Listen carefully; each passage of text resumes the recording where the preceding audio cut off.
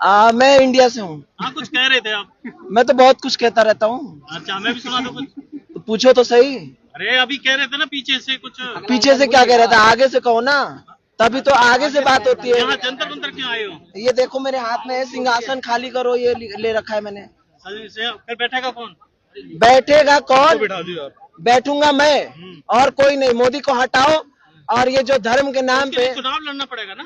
किसको? तो ये कौन सा चुनाव लड़के गए? ईवीएम से जीत के गए हैं, वोट चोरी से जीत के गए। हमने जिताया थोड़ी है इनको। हाँ, तुम क्या कर रहे हो? मैं अभी दिल्ली विश्वविद्यालय से ग्रेजुएशन कर रहा हूँ राजनीतिक शास्त्र में। सरकार ईवीएम से सरकार बना रही है, तुम क्या कर रहे हो? क्या? सरकार ईवीएम से सरकार बना रही है। हाँ, तो तुम क्या कर रहे हो? युवा हो तुम। हम सड़कों पे हैं, दिख नहीं रहा है? 24 दिन हो गए सड़कों पे रात गुजार रहे हैं, आसमान के नीचे खुले खुले में यहाँ पे। तुम सरकार बनाओगे तो कैसे बनाओगे? मैं सरकार बनाऊंगा तो पहले ये जो धर्म के नाम पे राजनीति हो रही है हमारे देश में, इनको हटा के फेंकूंगा ये इटली, जहाँ ये मेलोडी गाने जाते हैं। ऐसे लोगों की हमारे देश में जरूरत नहीं है। हमारा देश ऐसे नहीं चलेगा जब तक हमारे देश में बंधुत्व नहीं होगा, भाईचारा नहीं होगा और एक दूसरे समुदाय को टारगेट करोगे तो कैसे बनेगा विकसित भारत? बस सपना देखोगे। यही तो नहीं चाह रहे। सबसे हमें भाईचारा लाना है। ये जो गद्दी में बैठे लोग हैं ये हिटलर के औलाद हैं। हिटलर को जानते हो? हिटलर नाजीवाद और फांसीवाद, नाजीवाद और फांसीवाद पढ़ना मतलब कि जनता के आवाजों को दबाना इनका मेन उदाहरण है। 22 बच्चे मर गए। मोदी जी घूम रहे हैं कहाँ? New Zealand, Australia. ऑस्ट्रेलिया में डंका बजा रहे हैं। ऑस्ट्रेलिया के लोग पूरे भारत का बेइज्जती कर रहे हैं। अब मोदी जी बैठे हैं चुप।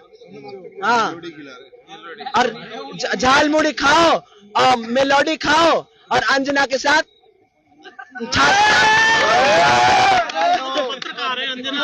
कौन कह रहे वो आप मोदी बन जाओ? तो वो कौन कह रहा वो पत्रकार है?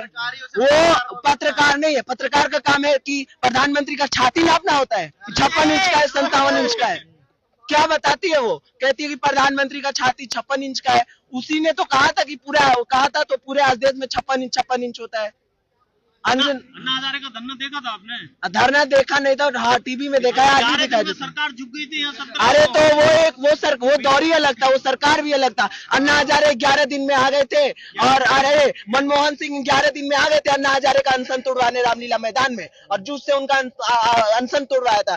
जब गांधी जी 2 दिन बैठते थे अनशन पे तो अंग्रेज कहाँ पे जाते थे कि अगर ये व्यक्ति अगर मर गया तो क्रांति आ जाएगी। उस दौर में युवा ऐसे जागरूक थे और छात्र ऐसे जागरूक थे। और आज ये जो अंग्रेजों से भी गए गुजरे ये अंग्रेजों के औलाद है। ये जो काले अंग्रेज बैठे हुए हैं 12 साल से, 17 दिन हो गए। 22 बच्चों ने सुसाइड कर ली, उससे फर्क नहीं पड़ रहा देश की सरकार पे। तो सोनम वांगचुक की शहादत से क्या फर्क पड़ेगा? अरे इनको की अगर ना ये इनको बस चाहिए सत्ता।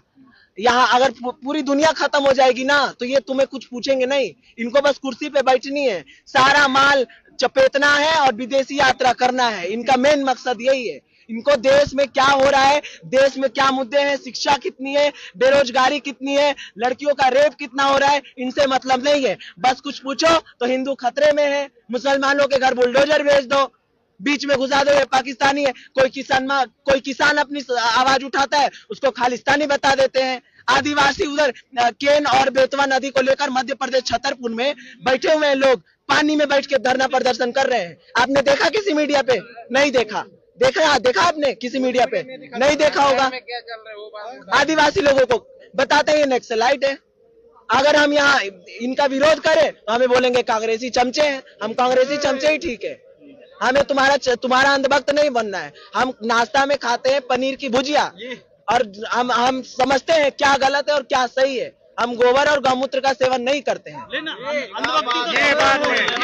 कोई कांग्रेस का अंधभक्त है, कोई बीजेपी का अंधभक्त, कोई अंधभक्त। पहले तो आपको ये समझना पड़ेगा कि अंधभक्त कहते किसको है।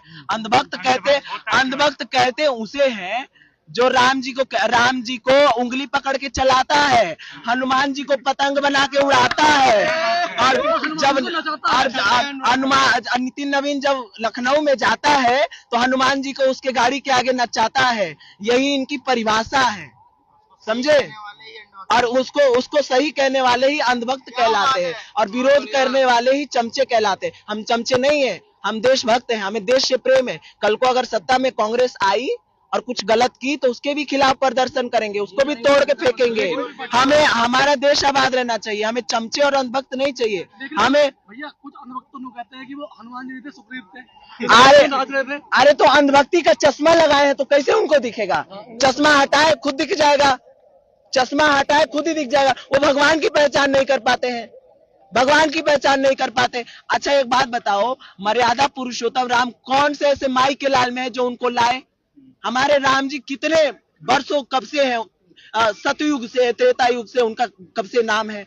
इस 2 कौड़ी के मोदी क्या औकात है जो हमारे राम जी को लाएगा उंगली पकड़ा के और अयोध्या में? ये राजनीति है, बस राजनीतिकरण किया है, हिंदुओं का समर्थन इकट्ठा करते हैं और कुछ नहीं है। हमारे देश में जो चल रहा है वो है धर्म की राजनीति। 20 जुलाई को संसद घेराव का कॉल दिया है, तो उससे कुछ फर्क पड़ेगा? पहली बात, संसद घेराव बहुत अलग चीज है, संसद घेराव बहुत बड़ा चीज हो गया। हम एक संवैधानिक देश में रहते हैं, लोकतांत्रिक देश में रहते हैं। हम पीसफुल मार्च करेंगे जंतर मंतर से संसद भवन तक, और इसलिए करेंगे क्योंकि 20 जुलाई से संसद का मानसून सत्र स्टार्ट होने वाला है और हम जिन लोगों को हमने संसद में बैठाया है उनसे हम सवाल करने जाएंगे। तुम हमारा मुद्दा क्यों नहीं उठाते हो? पूरा संसद का सत्र निकल जाता है, रवि किशन बीजेपी का सांसद समोसा पे चर्चा करता है। क्यों भाई? शिक्षा पे चर्चा क्यों नहीं? मोदी जी वंदे मातरम पे चर्चा करते हैं, क्यों भाई? स्वास्थ्य पे चर्चा क्यों नहीं? क्यों नहीं? संसद भवन घेराव पहलवान भी गए थे उस घेराव करने, लेकिन वापस नहीं आए। ऐसा ही तो नहीं होना उस दिन? अरे कुछ नहीं होगा, आप जिससे बात कर रहे हो ना इसकी बात ही अलग है। और यहाँ पे ये जो लोग खड़े अगल बगल सारे भगत सिंह हैं, ये तोड़ देंगे कोई भी आएगा सामने। पहली बात तो हम संवैधानिक रूप से जाएंगे, हिंसा नहीं। अगर तुम हमारे साथ करोगे हिंसा तो उसका परिणाम भोगना पड़ेगा। क्या परिणाम? बोओगे जौ तो काटोगे गेहूं। क्या परिणाम होगा? परिणाम वही होगा कि हम जिस प्रकार से 24 दिनों से शांतिपूर्ण धरना प्रदर्शन कर रहे हैं, इसी प्रकार से हम शांतिपूर्ण पार्लियामेंट मार्च करेंगे और ये हमारा अधिकार है और ये किसी के माई का लाल नहीं रोक सकता है हमें। और मैं आपके माध्यम से यही कहूंगा लोगों से कि सब आए, सब जुड़े, हमारा समर्थन करें। इन नफरती चिंटू गैंग है, ये बीजेपी पार्टी नहीं है। बीजेपी और आरएसएस ये कोई पार्टी नहीं है, नफरती चिंटू है ये लोग। बीजेपी की पार्टी की अलग बात है, यहाँ तो पूरा समाज ही बटा हुआ है। ये जो 1500 ये आते हैं, यही लोग बांटा किसने है? मैं पूछ रहा हूँ आपसे, बांटा किसने है? हमारा समाज कभी नहीं बटा है। बांटा है जो जातिवादी विचारधारा रखते हैं, जो मनुवादी विचारधारा रखते हैं, ऐसे लोग बांटते हैं। हम बटने वाले नहीं है। अब इस देश का युवा और छात्र शिक्षित होगा, शिक्षित हुआ है और शिक्षित रहेगा और अपने अधिकारों को जानेगा और सरकार के तलवे चाटने का काम नहीं करेगा। सरकार गलत है तो छाती ठोक के कहेगा कि सरकार गलत है और सरकार को हटना पड़ेगा। हटाओगे कैसे? बिल्कुल हटाएंगे। 1975 में इंदिरा गांधी कैसे हटी थी?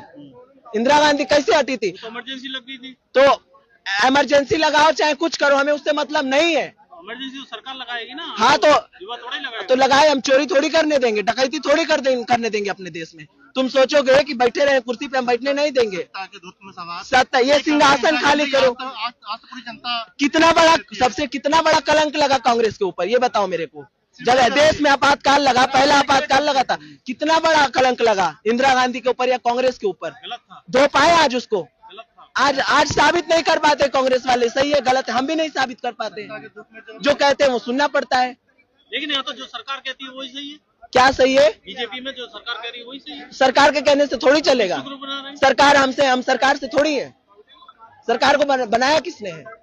अरे भैया 22 बच्चे हैं, सुसाइड कर गए। हाँ। सरकार को कोई फर्क नहीं पड़ रहा। अब फर्क पड़ेगा ना, अब फर्क पड़ेगा। दीदी अग्रवाल 111 दिन का अनशन करके वो उनकी शहादत होगी, कोई फर्क नहीं पड़ा सरकार को। पड़ेगा। किसान आंदोलन 13 महीने तक चला था। 13 महीने भूखे पेट रह के नहीं चला। अरे तो भूखे पेट नहीं रह के चला, लेकिन आंदोलन तो चला था ना, आंदोलन तो चला था ना। अरे अंतर सिर्फ इतना है, भूखे पेट नहीं चला जाता। जब पेट भर के खाओगे, सामने पहलवान है, सामने मजबूत सरकार है। कौन कह रहा मजबूत सरकार है? हमारे सामने खड़ा कर दो मोदी जी को और छोड़ दो, यहाँ पे देखते हैं कौन मजबूत है। उनसे एक सवाल करोगे, इंग्लिश में बोल दूंगा, उनको कुछ समझ नहीं आएगा, कुछ समझ नहीं आएगा। उनसे एक बात इंग्लिश में बोल दो तो। 20 तारीख को संसद घेराव का कॉल दिया है, मैसेज क्या दोगे? मैसेज दूंगा कि ये नॉन पॉलिटिकल पार्टी लड़ाई लड़ी जा रही है, सभी पार्टी एक साथ आए सभी छात्र संगठन एक साथ आए, सभी देश के जितने भी छात्र शक्ति, युवा शक्ति है एक साथ आए, जितने भी माता पिता है, घर में बैठे हुए लोग हैं, जो अंधभक्त हैं वो भी आए। जिस पार्टी का गुणगान कर रहे हो वही पार्टी के लोग नहीं आ रहे हैं। किसके?